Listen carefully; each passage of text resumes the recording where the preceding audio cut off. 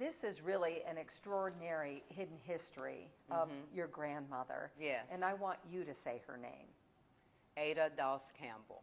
And let's talk a little bit about Ada. She was your father's mother. Yes. Your dad was Walter Lewis Campbell, and he was left orphaned along with his brother after her death. Is that Yes, correct? he was. Yes, he was 2 years old, and my uncle was 7. And then tell us a little bit about your dad after Ada's death. He ended up going and living with relatives? Yes, he and my uncle went to live with their aunt and uncle, who was his father's brother and his wife, Aunt Lottie and Uncle Mac. And they ended up raising the two boys. And they raised them to adulthood. Let's talk about Ada and where she ended up. Mentally ill and then was placed somewhere, is that correct? Yes, that's correct. She ended up with a mental problem, I think. She was diagnosed with being paranoid, and there's a note in her medical chart that my grandfather stated that he hoped that they could straighten her out. And that was at a time then a lot of people did not understand mental illness, correct? Yes, absolutely, in 1935. 1935. Yes. So then tell me a little bit about where she was taken at that time. She was taken to Lakeland Lunatic Asylum. It was called that then. Isn't that terrible? It's awful. Yeah. And then when you look at the pictures and you see, you know, the sidewalk going up to the institution, it's really very scary and depressing. So she was admitted in 1935.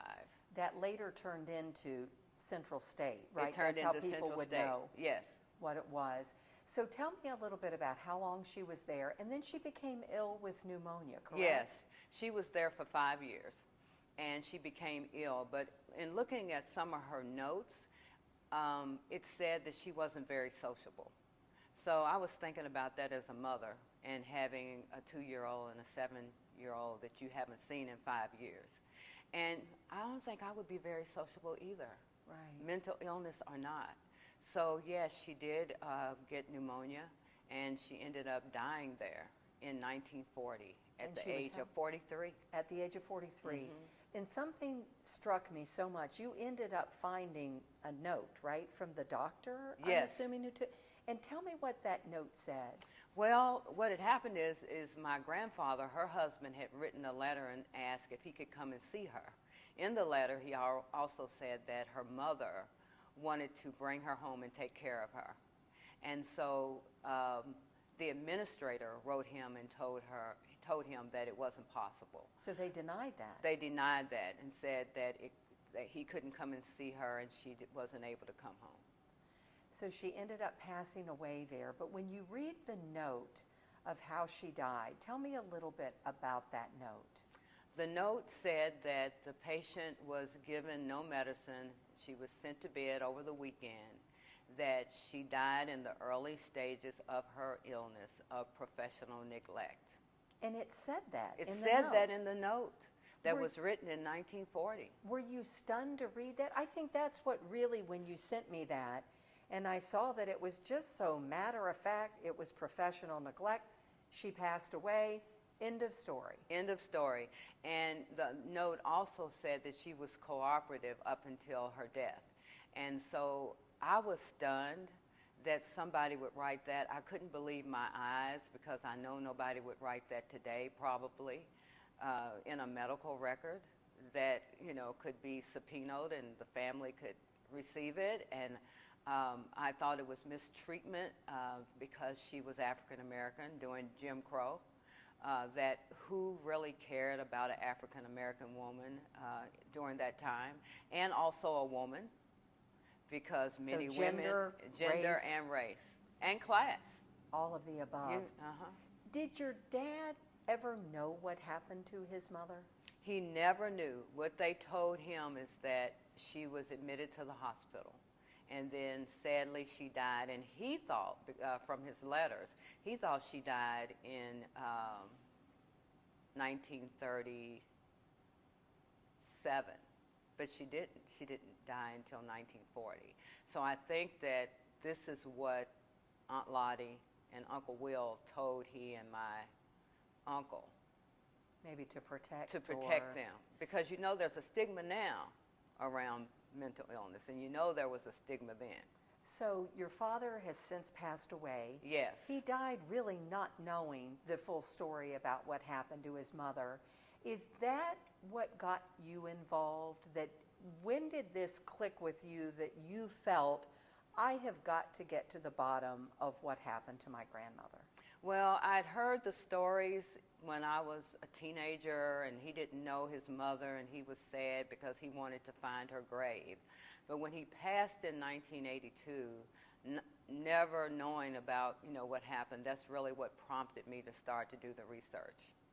And then one thing led to another. How did you find out that to find that doctor's note, to me, is extraordinary. It is extraordinary. How did you find that? I was on the board of the Mental Health Association of Kentucky, and I met Martin Kasdan, who was an attorney, and we became friends, and I started to talk to him about what had happened, and I was trying to find my grandmother, information on my grandmother, and he recommended that I try to look in the the city records, and I started doing that, and then I discovered that she had been in jail and that she was transferred from the jail to the institution, and then after that Martin helped me to get the medical records, to actually get a court order to get the medical records. And then I got the medical records and I started to read them, and in the records was a negative of a picture that was taken of her, and so I had that developed, and that was the first time that I'd ever seen my grandmother's face. Were there no other pictures other than No that other one? pictures, just that negative. And from that negative, you have a beautiful painting now. Yes, I had that. Tell us about that story, because that was amazing. Yes, I had that negative developed, and after that, I commissioned an artist. His name is Lavernus Bryant. I met him through my stylist, Makia Edmonds, and he agreed to do a painting. And while he was doing the painting, he really tapped into what he says is like her spirit. And he was struggling to complete it because he couldn't get her mouth right.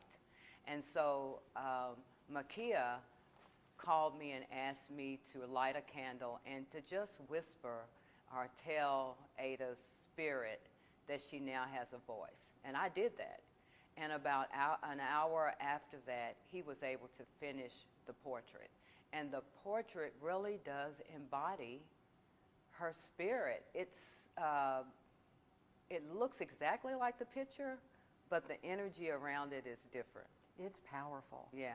Do you feel, it's so interesting to me that something about this spoke to you. Mm-hmm. And when I use that term spoke, it's a woman who really didn't have a voice. That's right. So that's kind of what your mission has been, is to give your grandmother a voice, to say she was here, she existed, and was not treated well. That's right.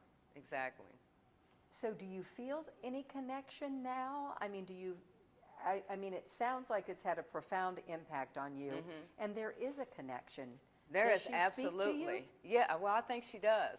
And there's absolutely a connection because I'm her and she's me. I mean, I'm a part of her bones, her soul, her blood, her cells, everything. And so before I was able to move forward on this, it was hard for me to look at her picture, the one that I had developed from the negative. But after this, the last 6 months, I've been able to look at her picture and not feel any heaviness, but feel positive, and it feels like that this has taken on a life, and that there's a purpose, also in the mission, and that I am speaking as her granddaughter, as a part of her, and giving her a voice that I'm sure she never thought that she would have, ever. And she's emblematic of more than just her. That's Don't you right. feel that? I mean, I do. This is a representative for so many who lacked that voice and were shut away. Mm-hmm. Exactly. I mean, there are many like her, many African Americans that were mistreated in the medical profession, many women that were mistreated, many men mentally ill who were mistreated that never had a voice. And so she is, and her story is a voice for them, and I wanted to continue to be a voice for the voiceless. Also with this, so we have that just powerful painting, you also ended up going to the Kentucky legislature, and they did a citation. Yes. And ended up reading that. They did. Tell me about that. It was amazing how it happened, because the Commissioner of Behavioral Services for Kentucky, they recommended that I approach the legislatures because I would like to have a scholarship in my grandmother's name. And so I did that. And so Joni Jenkins and Lisa Wilner got very excited about the story. They thought that it was a powerful story and that we should work on a citation. And that citation happened within a week of me contacting them. I was just amazed. And then it was read on the floor of the House of Representatives, and it was so powerful. My family got to see it. The fact that our grandmother, Ada Doss Campbell, an African-American woman, that happened for her was remarkable. Her voice, her like voice you said, is being heard in the State House. Yes, and that all of those representatives got to hear her story. They know her name now. They know her name. Yeah. And let's talk about the fact that you also approached Central State. Yes. Because that is where your grandmother is buried, somewhere we believe on that property. That's right, absolutely. And yes. your dad never knew that. He never knew that. And there's no grave to visit. There's nothing that you know of that can say this is, where she was buried. They have been open to talking, right? Yes, they have. And tell me a little bit about that, because that had to be an interesting conversation when you first started that, right? I think it was an interesting conversation, and Matt Mooring is the director there. And when I called him, I can imagine, because I've been a director of a nonprofit organization, somebody's calling you and say they have this documented information that their relative was abused, so he had to think about it. But when he did, he was able to bring together the Commissioner of Behavioral Services for Kentucky and their staff, and also himself and staff of Central State, to a meeting where we talked about some things that could happen. And one of the things they recommended is that there be some type of memorial for her on her birthday, which is April the 18th, at Central State. And there would be what they call a shadow box, but I like to call it a memorial box. And it would have her pictures in it and other things, items that I have, not originals, but some things, and then an acknowledgement and a reckoning of what happened and what they're doing going forward. And if you've been there, now I guess the gravesite that I'm thinking about is when you walk at Tom Sawyer State Park, there is something in the back that has some grave markers, but not many. That's right. Is that where we think perhaps she could be buried? That's where we think perhaps that she could be buried. And there would be others too, There right? would be others, yes, and she was buried in the colored section because that's noted and also in the file there. So to have that there, to have that acknowledgement, and they might even do something more, I'm assuming, with other graves as well. Oh, yes, There's absolutely. been talk about that. There has been. They're refurbishing the cemetery area. Has this, I guess, your journey in this, what has been your takeaway? My takeaway has been that, one, I guess, because I'm an educator and a social worker, that you can't really say what families are going to be able to do just because of their circumstances. I think that's the thing that keeps coming on my mind. And the other thing is that one person can make a difference.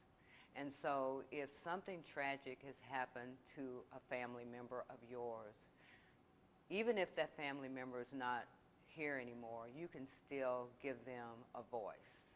You can still have a voice for them, and you can also make a difference, and that you have to have the intention and you have to have the faith. So I didn't know how Central State was going to react when I called them. I didn't know how anybody was going to react or if people would think that this story was important. But it was important to me, so I was willing to do whatever I needed to do to give her a voice. Has this given you peace about your grandmother? It has. It really, really has. And my other goal is to write a book about it and to get that scholarship. And I think that that will be it. You know, I can put a bow on it and everything, because I would like a student to be able to have a scholarship to go to Kentucky State like I did and study some area of mental health, social work, psychology, or something. So it would be the Ada Doss Campbell Scholarship. Wouldn't that be full circle? It would be full circle for me. I would be so happy. Have you talked to her in the still of the night? Has she spoken, or what do you think she would say to you? Well, I think my grandmother has spoken to me in the, probably in the still of the night. I think that she wakes me up and tells me to go and write stuff.